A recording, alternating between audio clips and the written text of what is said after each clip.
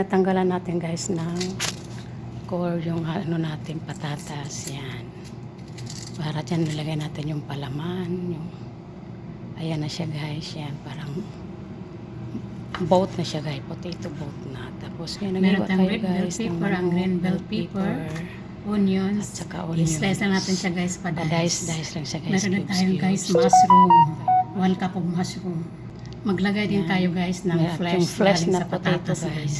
Yan, nachachapin Chachap natin lang din guys. siya Isama natin. natin sa pang-toppings natin sa ating potato bowl. Ready na for saute guys. Ngayon ang gagawin natin yung ating patatas. Tapos na yan guys. Meron kayo dito guys Nilagyan olive natin, guys, oil, ng olive garlic oil, powder, onion powder, garlic powder, paprika, onion and powder, salt. paprika, So, mix natin and ito black guys. pepper, olive oil, Saka and natin salt. ipahid sa ating Ipapahid natin guys dyan sa patatas pie bago box. natin siya i-bake. Tapos ipahid din natin guys doon sa So, potato ngayon, natin. pahiran Yan. natin isa natin siya ipapahid kay para Kasi bago may natin spices siya din yung ano i-oven natin. para Patatas bago natin siya i-bake. bago tayo magluto siya, ng guys. ating pang toppings.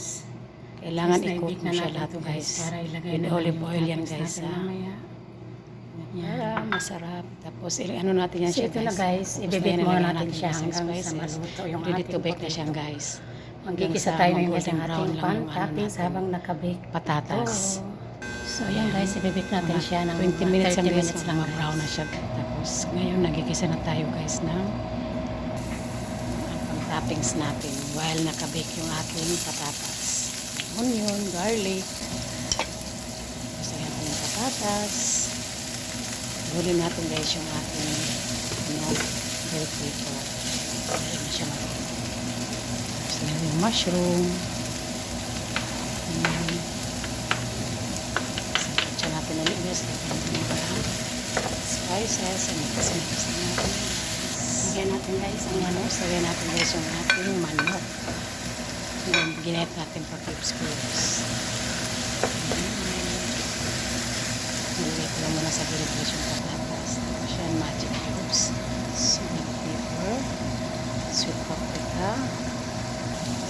Pang masarap. Onion powder. Garlic powder. Tapos a little bit of soy sauce guys. Saka natin i-mix. Mikos na natin guys hanggang sa Lagyan natin guys yung bell pepper. ma-absorb yung mga spices. Saka natin ilagay yung ating bell pepper na I-mix na natin ready. lahat. Ang ating pang-toppings. Ready na Para natin ma-absorb na ang lahat ng spices. Tapos nilagyan natin siya guys ng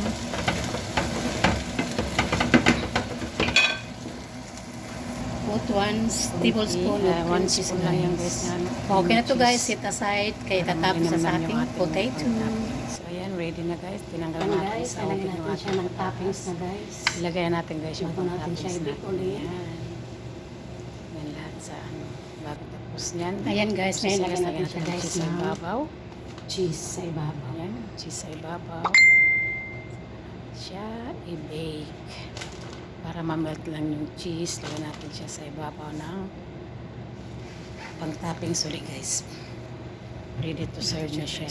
Tomato paste. Ayan, natuno din ako guys ang Bago kunting natin tomato i-bake paste. ulit guys. Ayan, with To water. melt the cheese. Para pag-bake guys, hindi masunog yung ano natin, patatas. Antayin na natin guys hanggang So, ma-melt ready yung na cheese siya na. guys. Nag-melt na yung ano. So, Ayan, ayan na ilagay natin, guys. na Done na yung ating dekorasyon. potato bowl with Meron chicken tayong and parsley sa vegetables ibabaw. guys. Ready to Guys, yung serve. ating potato